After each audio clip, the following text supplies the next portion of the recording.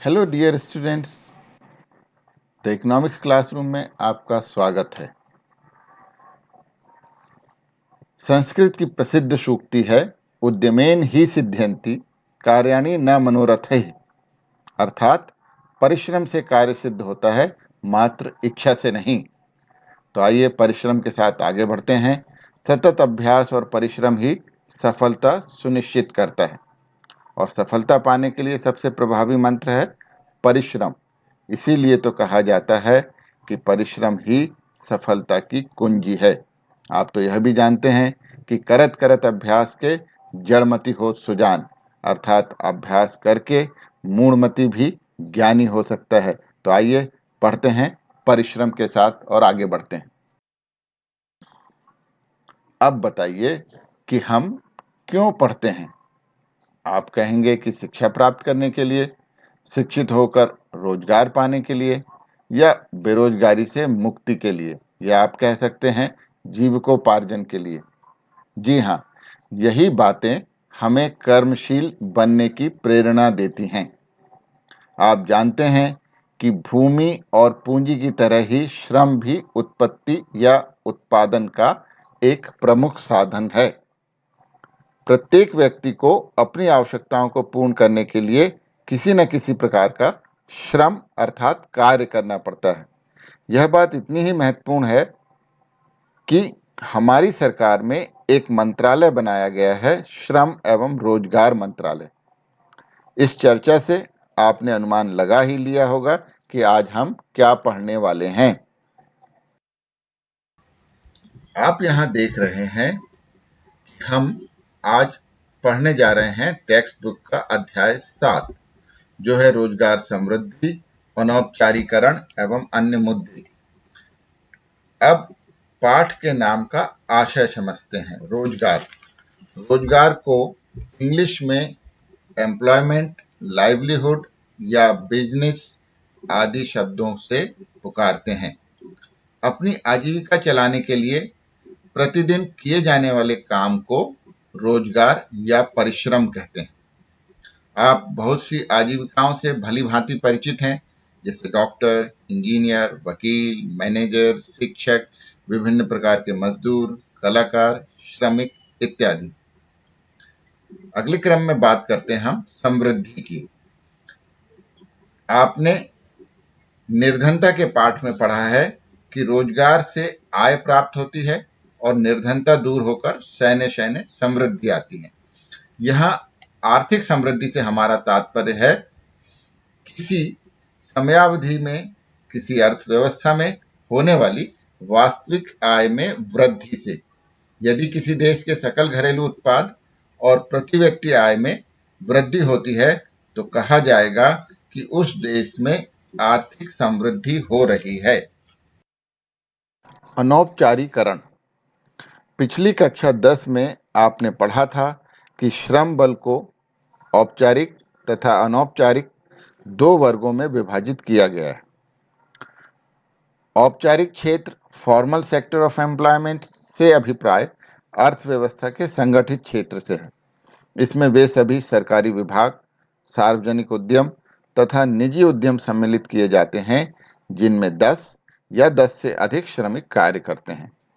अनौपचारिक क्षेत्र रोजगार या इनफॉर्मल सेक्टर अनएम्प्लॉयमेंट में अर्थव्यवस्था के वे असंगठित क्षेत्र हैं जिनमें 10 या 10 से कम श्रमिक काम करते हैं। इसमें स्वनियोजित व्यक्ति भी आते हैं। इसमें करोड़ों किसान, कृषि श्रमिक, छोटे छोटे धंधे चलाने वाले स्वनियोजित श्रमिक, कारीगर आदि इसमें शामिल किए जाते हैं। इसे असंगठित क्षेत्र कहा जाता है। अनौपचारीकरण का अर्थ।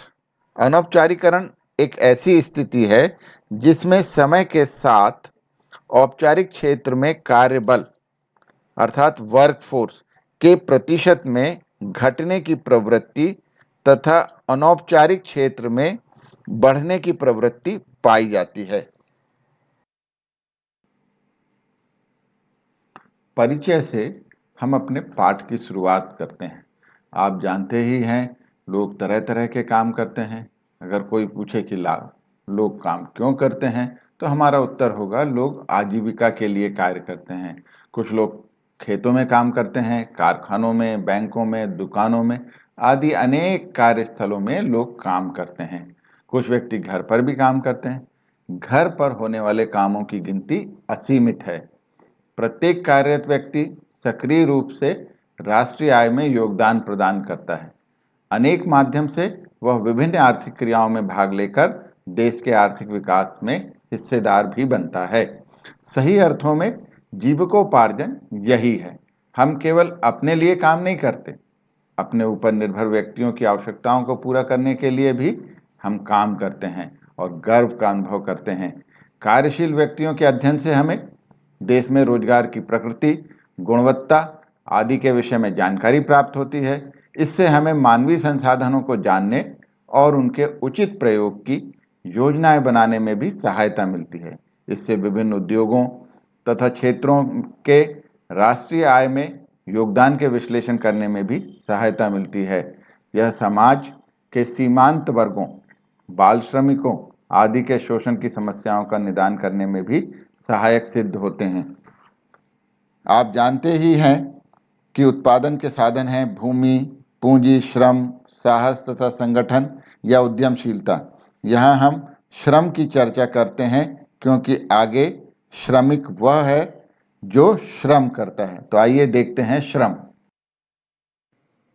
हम कह सकते हैं कि श्रम में कुछ मौद्रिक पुरस्कारों के लिए किए गए शारीरिक और मानसिक कार्य शामिल हैं।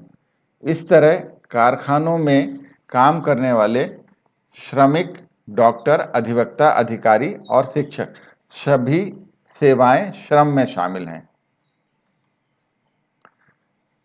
कोई भी शारीरिक या मानसिक कार्य जो आय प्राप्त करने के लिए नहीं किया जाता, लेकिन केवल आनंद या खुशी प्राप्त करने के लिए किया जाता है, अर्थशास्त्र में श्रम नहीं माना जाता। उदाहरण के लिए बगीचे में काम करने वाले माली को यदि हम पारिश्रमिक देते हैं तो वह श्रम की श्रेणी में आएगा। यदि बगीचे में हम स्वयं काम करते हैं और किसी प्रकार का पारिश्रमिक नहीं लेते हैं तो वह श्रम की श्रेणी में नहीं आएगा। इसी प्रकार यदि कोई व्यक्ति, कोई शिक्षक अपने बेटे को पढ़ाता है, एक माँ अपने बच्चों का पालन पोषण करती है, डॉक्टर अपनी पत्नी का इलाज करता है, जिसके बदले में किसी भी प्रकार का कोई पारिश्रमिक नहीं दिया जाता, तो यह श्रम की श्रेणी में नहीं आता है। यह इस तथ्य के कारण है कि आय अर्जित करने के लिए ये काम नहीं किए गए हैं। जैसा कि आप यहाँ चित्र में देख रहे हैं और हम श्रम को समझ चुके हैं, तो अब श्रमिक को समझना बिल्कुल आसान है, क्योंकि श्रमिक वह है जो श्रम करता है। और अर्थशास्त्र में श्रम किसे कहते हैं आप जानते ही हैं, तो उसी से श्रमिक की परिभाषा स्पष्ट हो जाती है कि श्रमिक वह व्यक्ति है जिसको किसी विशिष्ट कार्य के लिए नियुक्त किया जाता है। वह व्यवसाय का वेतनभोगी कर्मचारी होता है। श्रमिक को व्यवसाय संबंधी कोई जोखिम नहीं उठाना पड़ता। श्रमिक को उसकी सेवाओं के बदले में मजदूरी मिलती है। इनकी मजदूरी पूर्व निश्चित होती है तथा धनात्मक होती है, ऋणात्मक मजदूरी नहीं मिलती इन्हें, चाहे व्यवसाय में लाभ हो अथवा हानि। मजदूरी एक निश्चित अवधि के बाद प्राप्त होती है। श्रमिक अधिक गतिशील होता है, वह अपने काम को तथा स्थान को आसानी से बदल सकता है। वे सभी व्यक्ति जो आर्थिक उत्पादक कार्यों में संलग्न रहते हैं श्रमिक कहलाते हैं, चाहे वे उच्च या निम्न किसी भी स्तर पर कार्य कर रहे हों। यदि इनमें से कुछ लोग बीमारी, जख्म होने या शारीरिक कष्टों या खराब मौसम या सामाजिक धार्मिक उत्सवों के कारण अस्थायी रूप से काम में नहीं आते हैं, तो भी उन्हें श्रमिक ही माना जाता है। इन कामों में लगे हुए मुख्य श्रमिकों की सहायता करने वालों को भी हम श्रमिक मानते हैं। आमतौर पर हम ऐसा सोचते हैं कि जिन्हें काम के बदले नियोक्ता के द्वारा भुगतान किया जाता है, केवल उन्हें ही श्रमिक कहा जाता है। ऐसा नहीं, बताइए क्यों? ऐसा इसलिए नहीं है क्योंकि जो व्यक्ति स्वनियोजित होते हैं वह भी श्रमिक ही होते हैं। समझ लिया है, तो अब आप बताइए कि श्रमिक कौन होते हैं? श्रमिक जो काम करता है वह उसका रोजगार कहलाता है। जब एक किसान खेतों में काम करता है तो वह खाद्यान्न और उद्योगों के लिए कच्चे माल का उत्पादन करता है। उदाहरण के लिए कपास ही कपड़े के कारखाने और विद्युत करघों में कपड़ों का रूप धारण करता है। हम जानते हैं कि देश में एक वर्ष में उत्पादित वस्तुओं और सेवाओं का कुल मौद्रिक मूल्य ही सकल घरेलू उत्पाद कहलाता है। सकल राष्ट्रीय उत्पाद में योगदान देने वाले सभी क्रियाकलापों को हम आर्थिक क्रियाकलाप कहते हैं। सामान्यतः आर्थिक क्रियाकलापों को 8 विभिन्न वर्गों में विभाजित किया गया है। ये हैं कृषि, खनन और उत्खनन, विनिर्माण, विद्युत गैस जलापूर्ति, निर्माण, वाणिज्य, परिवहन और भंडारण तथा सेवाएं। सरलता के लिए इन कार्यों से युक्त व्यक्तियों को 3 वर्गों में विभाजित किया गया है और ये हैं प्राथमिक क्षेत्र, द्वितीयक क्षेत्र और तृतीयक क्षेत्र। इस प्रकार हम जान गए हैं कि जो श्रमिक कार्य करता है उसे रोजगार कहते हैं। रोजगार का कार्य क्षेत्र बहुत ही व्यापक है। रोजगार से आय प्राप्त होती है। भारत में रोजगार की प्रकृति बहुमुखी है। कुछ लोग वर्ष भर रोजगार करते हैं तो कुछ लोगों को वर्ष के कुछ महीने में ही रोजगार मिल पाता है। भारत में श्रम शक्ति में पुरुषों की बहुलता है। श्रम बल में लगभग 70% पुरुष तथा शेष महिलाएं हैं। ग्रामीण क्षेत्र में महिला का कुल श्रमिक बल में 1/3 हिस्सा है, जबकि शहरों में 20% महिलाएं ही श्रम बल में भागीदार पाई गई हैं। महिलाएं खाना बनाने, पानी लाने, ईंधन बीनने, गृह कार्य के साथ साथ खेतों में भी काम करती हैं। परंतु ध्यान दीजिए, उन्हें इन कामों के बदले में नगद या अनाज के रूप से कोई मजदूरी नहीं मिलती। ऐसे कितने ही मामले हैं जिसमें महिलाओं के कार्यों के बदले में उन्हें कोई भुगतान नहीं किया जाता। यही वह कारण है जिससे इन महिलाओं को श्रमिक वर्ग में शामिल नहीं किया जाता है। महिला श्रमिकों को काफी कम महत्व दिया जाता है क्योंकि गृह प्रबंध करने वाली स्त्रियों की सेवाओं को श्रम सेवा नहीं समझा जाता। उन्हें इसके लिए कोई पुरस्कार नहीं दिया जाता। एक गृह स्वामिनी होने के नाते उसकी सेवाओं का बाजार मूल्य सुनिश्चित करना बहुत कठिन होता है। ग्रामीण क्षेत्रों में पारिवारिक खेतों में काम करने वाली स्त्रियां तथा शहरी क्षेत्रों में पारिवारिक व्यवसाय में देखभाल करने वाली स्त्रियों को श्रमिक नहीं माना जाता। बिना मजदूरी के काम करने वाली स्त्रियों को श्रमिक न मानने की परंपरा देश में पाई जाती है। इसके विपरीत पारिवारिक खेतों पर बिना मजदूरी के काम करने या पारिवारिक व्यवसाय में बिना मजदूरी की देखभाल करने वाले पुरुष को रोजगार पर लगे हुए एम्प्लॉयड पुरुष माना जाता है।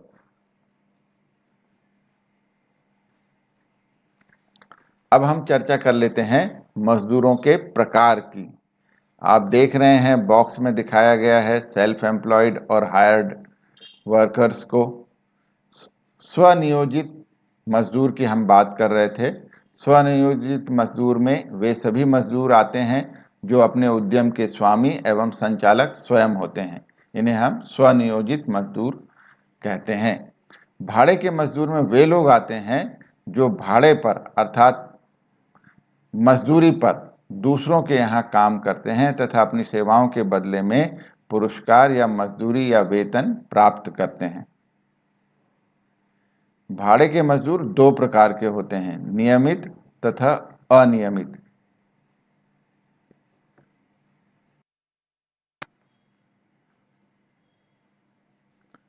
जब किसी श्रमिक को कोई व्यक्ति या उद्यम नियमित रूप से काम पर रखता है और उसके बदले में उसे वेतन या मजदूरी देता है तो श्रमिक नियमित वेतनभोगी कर्मचारी अथवा नियमित श्रमिक कहलाता है। अनियमित या अनियत श्रमिक वह है जिसे कोई व्यक्ति या उद्यमी नियमित रूप से काम पर नहीं रखता, उसे सिर्फ दैनिक मजदूरी पर रखता है, अनियमित मजदूर कहलाता है। इन्हें नियमित कार्य पर नहीं रखा जाता। अनियमित मजदूरों को सामाजिक सुरक्षा के लाभ जैसे भविष्य निधि, पेंशन आदि नहीं मिलते हैं। इनका नाम उद्यमी या नियोक्ता की वेतन सूची में नहीं होता है। इनको काम पर रखने और काम का समय भी अनिश्चित होता है। यहाँ आप देख रहे हैं वर्कफोर्स इन इंडिया। ग्राफ के माध्यम से यहाँ जानकारी दी गई है। प्रसंगवश और विषयवश मैं आपको यहाँ पर दो बातें और बताना चाहता हूँ। श्रम बल अर्थात लेबर फोर्स और कार्यबल अर्थात वर्क फोर्स। ध्यान से सुनिएगा, चाहे तो आप लिख लीजिएगा। श्रम बल या लेबर फोर्स उन व्यक्तियों की संख्या है जो वास्तव में काम कर रहे हैं तथा या काम करने की इच्छा रखते हैं, दोनों। जबकि वर्कफोर्स कार्यबल उन व्यक्तियों की संख्या है जो वास्तव में काम करते हैं, अर्थात इसमें काम करने की इच्छा रखने वाले व्यक्तियों को शामिल नहीं किया जाता है। स्पष्ट है कि बेरोजगारों की संख्या बराबर श्रम बल माइनस कार्यबल अर्थात number of persons unemployed is equal to labour force minus work force. यहाँ एक पॉइंट और आपके लिए है, बेरोजगारी की दर तथा सहभागिता की दर। बेरोजगारी की दर का सूत्र होता है बेरोजगार व्यक्तियों की संख्या बटे श्रम बल का आकार गुणित 100। उसी तरह सहभागिता की दर बराबर होता है कुल कार्यबल बटे जनसंख्या गुणित 100। लोगों की रोजगार में भागीदारी। श्रमिक जनसंख्या अनुपात, जिसका प्रयोग देश में रोजगार की स्थिति के विश्लेषण के लिए सूचक के रूप में किया जाता है, यह जानने में सहायक है कि जनसंख्या का कितना अनुपात वस्तुओं और सेवाओं के उत्पादन में सक्रिय रूप से योगदान दे रहा है। यदि यह अनुपात अधिक है तो इसका तात्पर्य यह है कि जनता की काम में भागीदारी अधिक है। यदि यह अनुपात मध्यम या कम है तो इसका अर्थ यह होगा कि देश की जनसंख्या का बहुत अधिक अनुपात प्रत्यक्ष रूप से आर्थिक क्रियाओं में संलग्न नहीं है। अब हम जानते हैं एक अगली टर्म जॉबलेस ग्रोथ अर्थात रोजगार विहीन समृद्धि। 1990 के दशक के अंतिम वर्षों में एक अन्य चिंताजनक घटनाक्रम की ओर हमारा ध्यान गया। रोजगार वृद्धि दर कम होकर उसी स्तर पर पहुंच गई जहां योजना काल के प्रारंभिक चरणों में थी। इन वर्षों के दौरान हम सकल घरेलू उत्पाद और रोजगार की वृद्धि दरों के बीच में काफ़ी बड़ा अंतर देखते हैं। इसका अर्थ यह है कि हम भारतीय अर्थव्यवस्था में रोजगार के सृजन के बिना ही वस्तुओं और सेवाओं का उत्पादन करने में सक्षम रहे। ध्यान दीजिए, यदि आर्थिक समृद्धि केवल बेहतर प्रौद्योगिकी अर्थात टेक्नोलॉजी के द्वारा होती है तो यह अर्थव्यवस्था में सहभागिता की दर को सुधारने में सक्षम नहीं होती है। ऐसी समृद्धि को ही नौकरी रहित समृद्धि या जॉबलेस ग्रोथ कहा जाता है।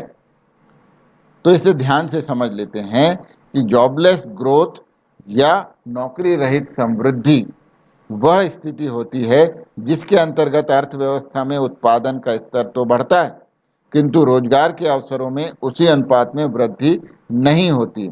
अतः बेरोजगारी बनी रहती है। यद्यपि सकल घरेलू उत्पाद जीडीपी में प्रत्यक्ष वृद्धि होती है और जीडीपी में यह वृद्धि टेक्नोलॉजी या प्रौद्योगिकी के सुधार के कारण होती है। 1951 से 2000 की अवधि के दौरान जहां सकल घरेलू उत्पाद जीडीपी में वृद्धि दर 3.6% से बढ़कर 8% तक पहुंची, वहां रोजगार की वृद्धि दर 1.5 से घटकर 1% तक रह गई। इन दोनों दरों में लगातार बढ़ रहा अंतर एक बड़े खतरे की ओर संकेत है, विशेष रूप से उस देश के लिए, भारत जैसे देश के लिए, जहां नौकरी रहित श्रम बल की संख्या बहुत तेजी से बढ़ रही है। अभी तक जो कुछ आपने पढ़ा है उसकी हम एक छोटी सी जांच कर लेते हैं और कुछ छोटे छोटे प्रश्न आपसे पूछते हैं, जैसे श्रमिक जनसंख्या अनुपात किसे कहते हैं। आपने अभी पढ़ा था कि श्रमिक जनसंख्या अनुपात यह जानने में सहायक है कि जनसंख्या का कितना अनुपात वस्तुओं और सेवाओं के उत्पादन में सक्रिय रूप से योगदान दे रहा है। यह देश के कुल श्रम शक्ति और कुल जनसंख्या के बीच के अनुपात के द्वारा मापा जाता है। श्रमिक जनसंख्या अनुपात की परिभाषा आप कुछ इस प्रकार दे सकते हैं कि श्रमिक जनसंख्या अनुपात का आकलन करना हो तो हमें कार्य कर रहे श्रमिकों की संख्या को देश की जनसंख्या से भाग देकर 100 से गुणा करना पड़ेगा। श्रमिक जनसंख्या अनुपात एक देश में रोजगार की स्थिति का विश्लेषण करने का सूचक है। सूत्र के द्वारा अगर हम बताना चाहें तो श्रमिक जनसंख्या अनुपात बराबर कुल श्रम शक्ति बटे कुल जनसंख्या गुणित 100। अब अपना अगला प्रश्न है कि क्या एक भिखारी, एक चोर, एक तस्कर, एक जुआरी श्रमिक हैं? यदि हाँ तो क्यों, और यदि नहीं तो क्यों? हम जानते हैं कि श्रमिक या वर्कर वह व्यक्ति है जो जीविका के लिए किसी भी प्रकार के रोजगार में लगा होता है। वह किसी ऐसी उत्पादन संबंधी क्रिया में लगा होता है जिसके द्वारा अर्थव्यवस्था में वस्तुओं और सेवाओं का प्रवाह होता है। अर्थात श्रमिक एक विधि मान्य क्रिया में लगा होता है। यहाँ पर एक भिखारी, एक चोर, एक तस्कर या एक जुआरी श्रमिक नहीं हो सकता, क्योंकि वह राष्ट्रीय आय में योगदान नहीं देता है, इसलिए इनमें से कोई भी श्रमिक नहीं है। एक श्रमिक आर्थिक क्रियाओं में शामिल होता है जो सकल घरेलू उत्पादन में योगदान देता है।